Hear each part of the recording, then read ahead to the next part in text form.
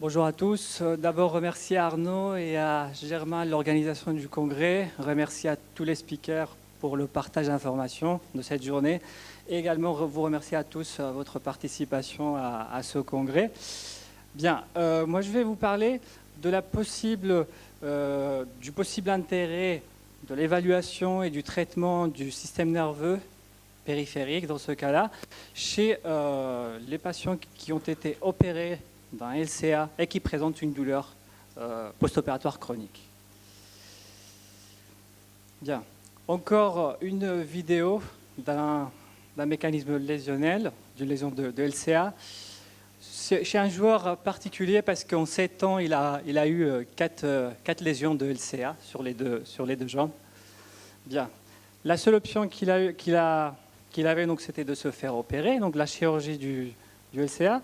Et regardez quelque chose d'intéressant dont certains speakers ils ont déjà abordé, c'est que bon, 90% des sportifs qui vont, ou des personnes qui vont se soumettre à cette chirurgie vont avoir un genou qui est proprement dit fonctionnel. 80% ils vont reprendre le sport.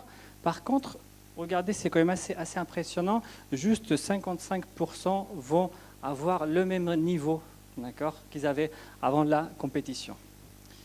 Bien. Moi, je vais me centrer plutôt pas tellement sur la lésion elle-même ou sur la réparation, mais plutôt sur les effets indésirables de la chirurgie du LCA. Il y a quelque chose d'assez intéressant, et c'est que chez les patients qui ont été opérés d'un LCA, il y a quelque chose d'assez fréquent, et c'est la douleur post-opératoire. Une douleur post-opératoire qui a un comportement assez particulier, et surtout regardez que le premier motif de consultation après une chirurgie de LCA, le premier motif de consultation, c'est la douleur. Donc, étant donné que c'est le premier motif de consultation, ça va probablement nous mener à vraiment l'étudier pour pouvoir essayer de trouver des voies thérapeutiques. D'accord ? Bien.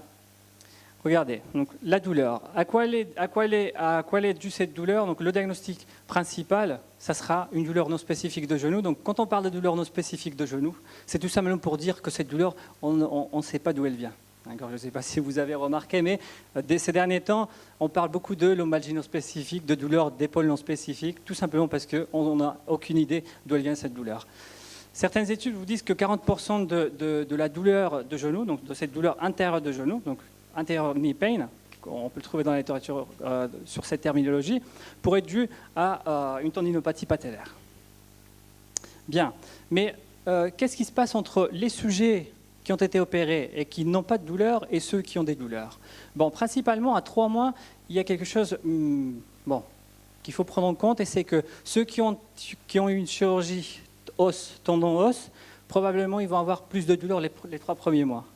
Mais à 2 ans, ceux qui ont des douleurs, on va les lier plutôt à un score de Lashlum plus bas, et à une diminution de la force de quadriceps, à cette inhibition de quadriceps dont Germain vous a parlé tout à l'heure. Bien, mais probablement le plus important ici, c'est que 95% des sujets qui ont des douleurs au bout de 2 ans, ce sont des sujets qui avaient une douleur à 3 mois. Donc c'est quand même assez intéressant, parce que une des priorités que l'on doit avoir en post-opératoire, ça va être de traiter cette douleur. Pourquoi? Parce qu'on sait qu'il y aura un certain pourcentage de patients qui auront la tendance à la chronicité. Bien, avoir la tendance à la chronicité va avoir un impact sur le joueur, bien évidemment, et un impact socio-économique assez important. Bien, en plus de l'impact socio-économique, il faut savoir une chose, et c'est la dimension psychologique de la douleur. Une douleur persistante va mener probablement certains athlètes à l'anxiété, tellement désespérés, ils vont rechercher pas mal de spécialistes pour pouvoir guérir leur douleur. Pourquoi? Tout simplement parce qu'on sait que la douleur, elle va avoir un impact sur leur performance et sur leur job. Bien. Est-il important de traiter la douleur au-delà de cette expérience pas plaisante pour le joueur? Bien évidemment, comme vous pouvez voir sur ce schéma, la douleur est intéressante à traiter parce qu'elle va interactuer, il va y avoir une interaction assez importante avec le mouvement et avec la planification de la commande motrice. On sait qu'un sujet qui a une douleur, c'est un sujet, comme il vous a dit tout à l'heure Germain, c'est un sujet qui va avoir un changement neuroplastique. Et on sait que l'influx nociceptif va avoir des répercussions au niveau spinal, au niveau médulaire, mais également au niveau supramédulaire. Quelles sont ces répercussions? Inhibition au niveau spinal et inhibition au niveau cortical. Donc, qu'est-ce qui nous intéresse pour diminuer cette inhibition au niveau médulaire et au niveau spinal, et au niveau supraspinal, au niveau cérébral? Ça va être de diminuer au maximum la douleur et de diminuer au maximum les influx nociceptifs périphériques. En gros, pour résumer, la présence de douleur, peu importe laquelle, va avoir une altération, provoquera une altération de la proprioception. Et comme vous le savez, que toute information qui est erronée, qui arrive dans le cerveau, va avoir des incidences sur la commande motrice. En plus, on sait également qu'un mécanisme de protection que le corps il va avoir pour essayer d'avoir moins mal, c'est d'inhiber le muscle. J'ai une douleur, le corps, ce qu'il va faire, c'est d'inhiber le muscle pour diminuer la pression qu'il va y avoir au niveau de l'articulation. Donc, probablement, avant d'aller chercher à renforcer, notre priorité, ça sera de diminuer. Notre priorité, ça sera de diminuer au maximum donc, cette douleur. Bien. Quelles sont les causes qui pourraient la provoquer? Tout à l'heure, on a parlé donc, de la chirurgie os-tendon-os. En fonction de l'étude, vous allez trouver plusieurs références. Il y en a certains qui vont vous dire que les premiers mois, ça va être plutôt un manque d'extension qui sera associé aux patients qui ont suivi une chirurgie d'LCA et qui ont eu des douleurs.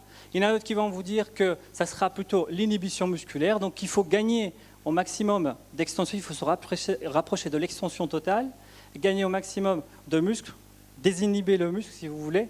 Il y en a d'autres qui vont vous dire que cette douleur chronique pourrait être due probablement à un valgus dynamique, mais aussi, il ne faut pas oublier qu'une des causes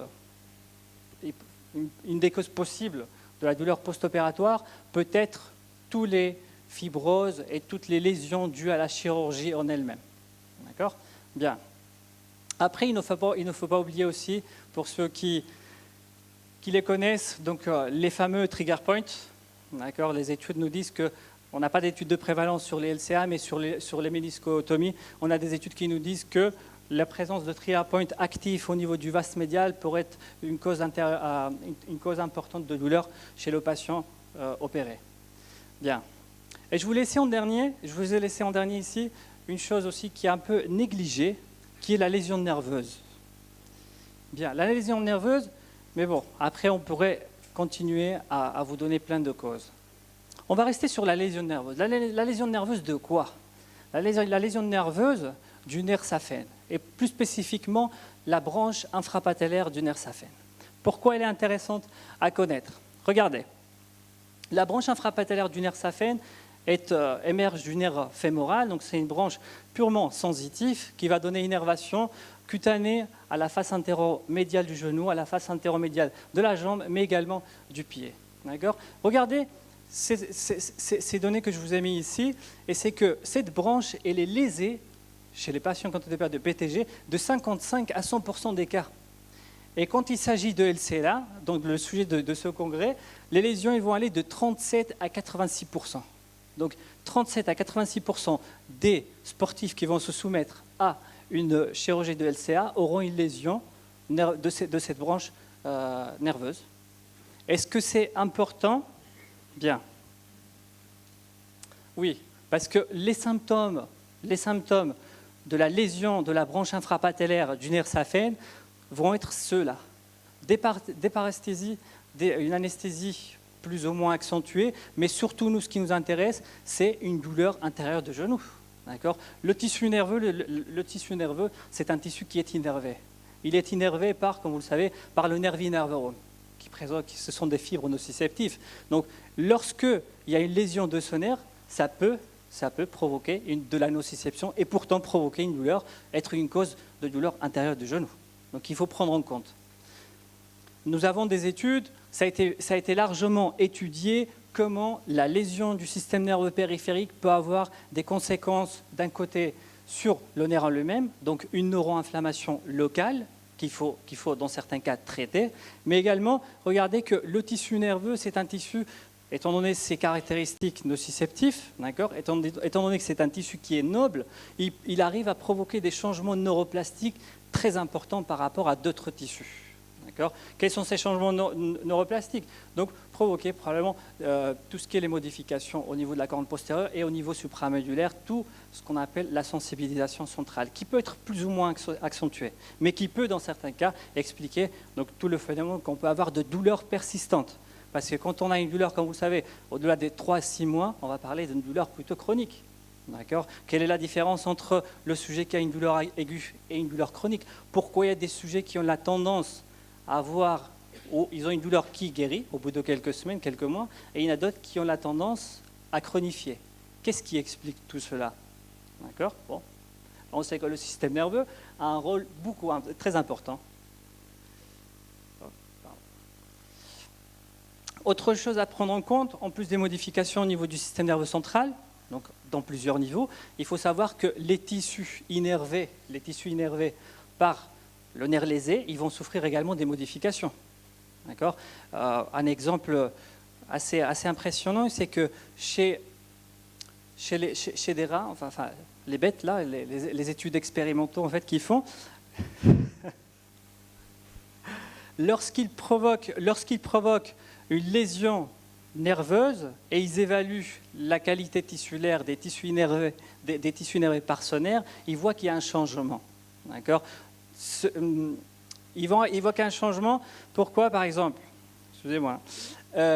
On provoque une lésion, une tendinopathie d'un côté. D'accord. Cette tendinopathie va nous mener à des phénomènes de sensibilisation centrale qui vont nous mener à quoi? À une tendinopathie du côté contralatéral. Qu'est-ce qui explique cela? Tout simplement la sensibilisation du système nerveux central. D'accord. Comment agir sur le système nerveux peut provoquer une modification de tout, de tous les tissus innervés. D'accord. Donc il faut le prendre en compte. Bien. Les médecins également, ils ont vu qu'il pourrait être intéressant dans leurs abords thérapeutiques éviter de léser cette branche infrapatellaire du nerf saphène. D'accord. On a des chirurgiens français qui ont, eux, pour les chirurgies avec une plastie de os-tendon-os, ils utilisent donc cette voie d'abord. Pourquoi? Tout simplement pour éviter de léser ce nerf. Donc, quelles sont les conclusions à laquelle ils arrivent? Tout simplement que les patients qui ont été opérés de cette manière, ils ont moins de douleur. Ce n'est pas les seuls. Quand on voit une chirurgie avec une plastie des ischio-jambiers, également les chirurgiens, ils disent une chose, et c'est qu'il faut faire attention à l'incision, qu'ils font. Il paraît que faire des incisions plutôt horizontales ou bien obliques diminuerait le risque de douleur post-opératoire. Comme quoi, tout cela est en train de justifier que probablement il y a un pourcentage de patients, un pourcentage de sportifs qui souffrent d'une douleur post-opératoire chronique du genou qui pourrait être due probablement à la lésion du nerf saphène. Donc, nous, en tant que kinésithérapeute, on doit savoir évaluer cela, et chez les patients dont on croit c'est nécessaire, le traiter. En médecine interventionnelle, ils ont d'autres techniques, qui pourraient se ressembler à certaines que l'on fait. C'est juste qu'eux, ils injectent des médicaments ou bien ils font d'autres thérapies. Regardez, ils arrivent à la conclusion d'une chose, et c'est que le traitement de la branche infrapatellaire du nerf saphène améliore la douleur post-opératoire. Comment ils font ce traitement? Donc tout simplement d'abord avec de l'échographie, donc ils essayent de repérer, ils repèrent la branche infrapatellaire qui des fois, elle n'est pas si simple que ça à repérer à l'échographie. Une fois ils repèrent, ils injectent de la lidocaïne, pour faire un blocage nerveux diagnostique. Injecter de la lidocaïne sur un nerf va bloquer les potentiels d'action. Donc ils auront un résultat immédiat. Si le résultat est confirmé, ils vont faire d'autres techniques, telles comme l'infiltration de corticoïdes ou bien toutes les techniques de radiofréquence. D'accord? Regardez, donc, encore une fois, ces auteurs, ils nous confirment que la lésion de la branche infrapatellaire pourrait être une cause de douleur persistante du genou. D'accord? Et que les neuropathies provoquées par lésion pourraient être soignées avec ce type de technique. Bien, nous, ça c'est les médecins. Nous, les kinésithérapeutes, qu'est-ce que l'on peut faire? Est-ce qu'on a des outils thérapeutiques pour pouvoir aborder de manière spécifique le système nerveux périphérique? D'accord, dans ce cas-là, lorsque notre bilan nous a mené à diagnostiquer une neuropathie de la branche infrapatellaire du nerf saphène. Bien, donc depuis quelques années en Espagne, moi je viens d'Espagne, il y a plusieurs techniques qui se sont développées, dont une c'est la neurostimulation ou bien la neuromodulation percutanée. Qu'elle a de particulier cette technique?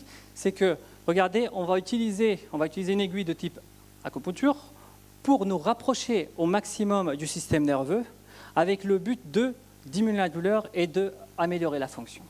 D'accord ? Donc, on applique un courant électrique à travers une aiguille directement au niveau de l'épinèvre. On ne rentre pas dans le nerf, on reste au niveau de la périphérie. C'est ce qu'on appelle la neurostimulation percutanée.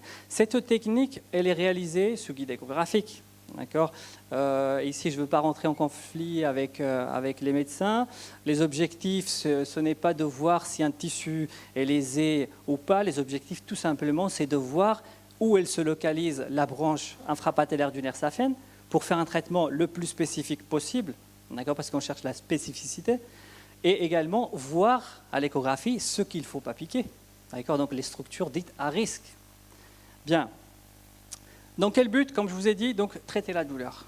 Traiter la douleur parce qu'ici, il y a une chose qui est quand même assez intéressante, et c'est que le système nerveux, il parle, sa langue, c'est les potentiels d'action. Les potentiels d'action qui provoquent une libération de certaines neurotransmetteurs à différents niveaux. Donc nous, ici, avec ce type de technique, on est en train tout simplement de parler la même langue que du système nerveux. Ce qui pourrait justifier certains des résultats qu'on voit. Bien, qu'est-ce que l'évidence scientifique nous dit concernant l'application du courant électrique au niveau du système nerveux périphérique pour le traitement de la douleur, dans ce cas-là, musculo-squelettique? Bien, l'évidence, donc cet article qui a été publié au Journal of Pain, ils nous disent, c'est une révision systématique, ils nous disent que appliquer du courant électrique chez les patients qui souffrent d'une douleur persistante est efficace. Même si, nous, on croirait que c'est l'inverse. Parce que c'est vrai qu'il y a une tendance, on croit que la physiothérapie, le courant, ça ne sert à rien, etc. Là, cette révision systématique nous dit le contraire. Il y a une forte évidence scientifique pour le courant thérapeutique. Et que si ce courant était appliqué de manière percutanée, on aura des résultats beaucoup plus importants. D'accord ? Comme je dis, même si on croirait l'inverse. Parce que je vous mène à une réflexion. Des fois, avec le sujet du courant thérapeutique, des fois, on est mené à réaliser des choses peut-être qui ne sont pas correctes, et c'est d'appliquer le même dosage chez tout le monde. Si on croit qu'on peut soigner avec tous les patients qui ont des douleurs, dans ce cas-là de genoux, avec le même dosage, la même intensité, la même fréquence, le même temps, là, probablement, les études diront que l'électrothérapie, elle n'est pas fiable, elle n'est pas efficace. Par contre, il faudrait qu'on adapte les paramètres à chaque patient. D'accord ? Là, je fais une parenthèse, mais la libération d'opioïdes associée à la stimulation du système neuropériphérique, elle n'est pas la même quand on applique des fréquences hautes ou des fréquences basses. Ce n'est pas les mêmes neuropeptides qui sont libérés, et ce n'est pas non plus les mêmes récepteurs opioïdes qui sont activés. D'accord ? Donc, à réfléchir. Bien, qu'est-ce que encore l'évidence nous dit? Mais là, plus de la stimulation percutanée, réalisée sous échographie.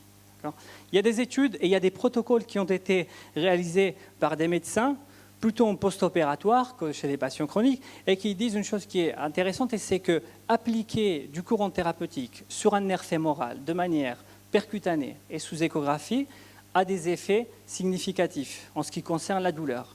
Les patients qui ont, sur un post-opératoire, reçu ce traitement, au lieu d'un blocage nerveux, parce qu'en post-opératoire, des fois, pour gérer la douleur, ce que les anesthésistes font, c'est un blocage nerveux. Mais qu'est-ce qui se passe avec les blocages nerveux du nerf fémoral? C'est que l'inhibition musculaire qu'ils ont, elle est beaucoup plus accentuée. Donc, c'est pour ça que la tendance actuelle, c'est à faire de moins en moins de blocage du nerf fémoral. pour diminuer justement cette inhibition du quadriceps.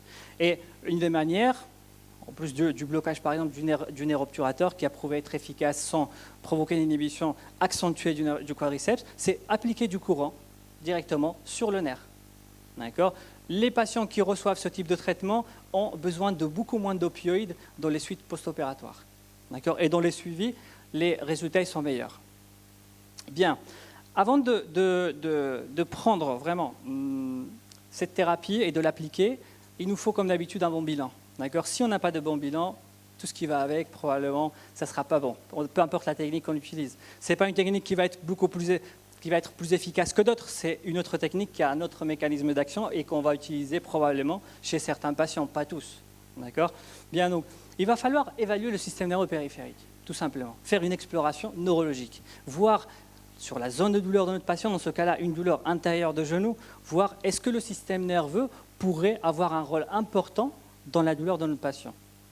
D'accord ? Dans ce cas-là, est-ce qu'il y a une sensibilité superficielle, il y a une sensibilité cutanée perturbée du côté atteint par rapport au côté contralatéral? Est-ce qu'il y a la sensibilité profonde, d'accord, que ce soit nociceptif, d'accord, que ce soit douleur ou que ce soit plutôt proprioception est altérée? Oui, non, d'accord. Est-ce qu'au niveau du myotome, j'ai une diminution de la force au niveau du quadriceps par rapport au côté contralatéral, persistante? D'accord. Est-ce qu'il y a une mécanosensibilité du nerf fémoral, etc., etc. D'accord. On va faire une collecte de données. Et regardez qu'en aucun moment, j'ai mis l'échographie. Dans ce cas-là, l'échographie, elle ne sert pas à grand-chose. D'accord. Comme je dis, on n'est pas là à diagnostiquer une neuropathie périphérique ou autre. Bien. Une fois on a été précis sur notre diagnostic, donc on va tout simplement là, oui, prendre l'échographe et faire un traitement. Ou on a deux choses à traiter chez le patient qui présente une douleur intérieure de genou. D'accord ? Traiter d'un côté le nerf en lui-même, d'accord, qui donne innervation à la zone et qui probablement pourrait expliquer la douleur, et traiter la fonction. D'accord ? Et les voies d'abord, elles ne sont pas pareilles.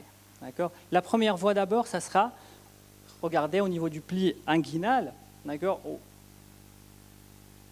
Voilà, au niveau du pli inguinal, où on va repérer le nerf fémoral, d'accord, qui, regardez, il est juste à côté de l'artère fémorale. Pourquoi on le repère à ce niveau-là? Et pourquoi la stimulation à ce niveau-là changerait par rapport à celle qu'on pourrait appliquer là?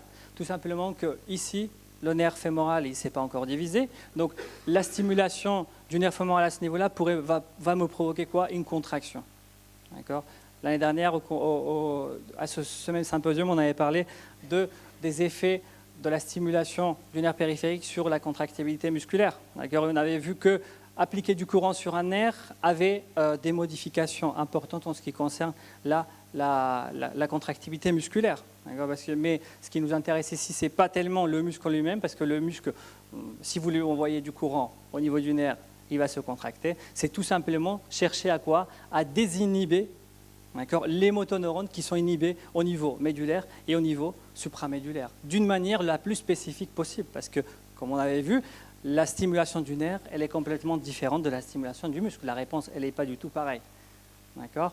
Regardez ici, vous avez donc l'approche que l'on fait, donc avec un abord latéromédial, on cherche à se mettre juste en dessous le nerf, d'accord ? Ça, c'est le muscle psoas, et on essaie de rester au niveau de l'épinèvre. D'accord ? Une fois, voilà, le nerf, vous l'avez ici. Une fois on a placé l'aiguille, d'accord, on peut appliquer un courant, d'accord, un courant type TENS, d'accord, à des fréquences, avec des intensités spécifiques en fonction du sujet, d'accord. Et regardez, on voit vraiment une contractilité assez importante du quadriceps, assez intéressante, d'accord. Au-delà de ce que l'on voit ici, d'accord, il faut savoir, comme ils vous en parlaient les autres speakers, tout ce qui se passe au niveau du système nerveux central, les influx qu'on est en train d'envoyer au niveau du système nerveux central, ou au niveau du cortex moteur, on a une représentation du quadriceps qui est quand même très, très basse. D'accord ? Bien, ça d'un côté, donc on essaie d'améliorer la contractilité musculaire parce qu'on avait vu qu'au bout de 2 ans, les patients qui avaient des douleurs post-opératoires chroniques pouvaient être liés à une inhibition du quadriceps. Et deuxième, on a parlé de la branche infrapatellaire du nerf saphène, qui n'est pas si simple que ça à localiser au niveau de l'échographie. Pour faire le repérage, on va placer la sonde au niveau de la face interomédiale de la cuisse, au niveau du tiers moyen. Et là, en fait, notre repère, ça ne sera pas directement le nerf, ça sera l'artère fémorale. D'accord. On va savoir que juste à côté de l'artère fémorale, je ne la vois pas très bien ici, on va voir que juste à côté de l'artère fémorale, on a une structure hyperéchogène. D'accord. Et là, ça va être un peu compliqué de faire la différence entre le nerf saphène et de l'autre côté, le rameau moteur pour le vaste médial. D'accord. Mais quand on fait un balayage distal, là, on peut voir plus clairement, d'accord, comment le nerf saphène, il monte. Il devient plus superficiel. La branche patellaire, elle va rester sur le muscle sartorius, alors que la branche, voilà, on l'a ici, la branche patellaire, alors que la branche infrapatellaire, elle va devenir plus superficielle pour aller innerver, toutes les structures de la face, comme je vous dis, interomédiale du genou. Bien, une fois on a localisé le nerf, donc on va placer une aiguille, et là, à différence de la vidéo que vous avez vue précédemment, on n'aura pas de contraction musculaire, parce qu'on est sur un nerf sensitif. Qu'est-ce qu'on voudra déclencher? Tout simplement déclencher une symptomatologie, des fourmillements, des paresthésies sur la zone de douleur du patient. D'accord. Et qu'est-ce qu'on est en train de provoquer ici? Bon, les mécanismes, pour ne pas vous mentir, je ne les connais pas. Les mécanismes de pourquoi l'application d'un courant thérapeutique dans un nerf provoque une diminution de la douleur. Mais on sait plusieurs choses. On sait qu'actuellement, pour régénérer un nerf, probablement, il n'y a pas mieux que le courant. Appliquer du courant sur un nerf périphérique va activer différents mécanismes de cicatrisation et de régénération, dans ce cas-là, neuronale. Pourquoi? Parce qu'on active les cellules de Schwann. Les cellules de Schwann qui vont sécréter la myéline, et on sait que un nerf sans myéline, c'est un nerf qui n'est pas top, qui ne va pas marcher correctement. Ça d'un côté.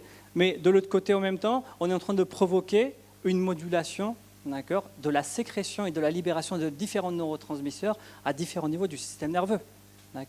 On est en train de chercher l'équilibre entre l'excitabilité neuronale qui a pu être déclenchée par cette lésion nerveuse, donc un nerf qui a été lésé, donc il aura la tendance à l'excitabilité, donc ses potentiels d'action vont se déclencher très rapidement, une douleur va arriver très rapidement, donc nous on va chercher à quoi? À diminuer. Chercher l'équilibre entre l'inhibition et l'excitation. En même temps, on sait qu'il y a une libération d'opiacés à plusieurs niveaux, au niveau périphérique, au niveau des tissus, même au niveau du cerveau. Il ne faut pas oublier. La tendance actuelle, c'est à aborder le système nerveux dans plusieurs niveaux, au niveau périphérique, au niveau central et au niveau supramédulaire, au niveau cérébral. Je tiens à spécifier que, comme je vous disais, en Espagne, c'est des techniques qui se sont développées énormément. Elles sont récentes. Donc tout ce qui est récent, malheureusement, on n'a pas beaucoup d'études qui peuvent pour pouvoir vous présenter ici. Mais on a des patients, et on a la satisfaction des patients. Et comme je vous disais, la tendance, c'est d'aller un peu plus loin. Qu'est-ce qu'ils sont en train de faire actuellement? C'est la stimulation transcrânienne. Comme on a vu, il y a des modifications au niveau du cerveau.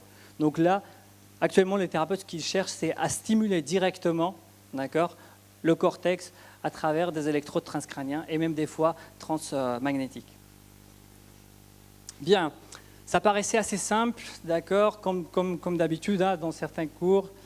Il paraît que si je localise maintenant chez les patients qui ont une douleur persistante intérieure de genou, si je localise cette branche, si je la stimule, ou bien si c'est des médecins qui font l'infiltration, ça partirait. Et je tiens à vous dire que malheureusement, c'est pas toujours ça. C'est pas toujours ça parce que l'innervation du genou, elle est complexe. Et si vous l'avez, donc, on sait qu'il y a plusieurs nerfs qui donnent l'innervation sensitive au genou, et tous ces nerfs-là, ou tous les tissus qui vont être innervés par ces nerfs-là pourraient provoquer des douleurs. Après, je crois que le plus important pour nos patients, c'est de faire un travail de groupe, où chacun connaît sa place, où il y a beaucoup d'échanges entre les différents thérapeutes, que ce soit les chirurgiens, les kinés, les différents kinés spécialisés dans différentes disciplines et les préparateurs physiques, pour qu'on essaye de trouver cette voie thérapeutique qui pourrait diminuer la douleur de nos patients. Et comme je vous disais, malheureusement, des fois on réussit et des fois on ne réussit pas. Merci.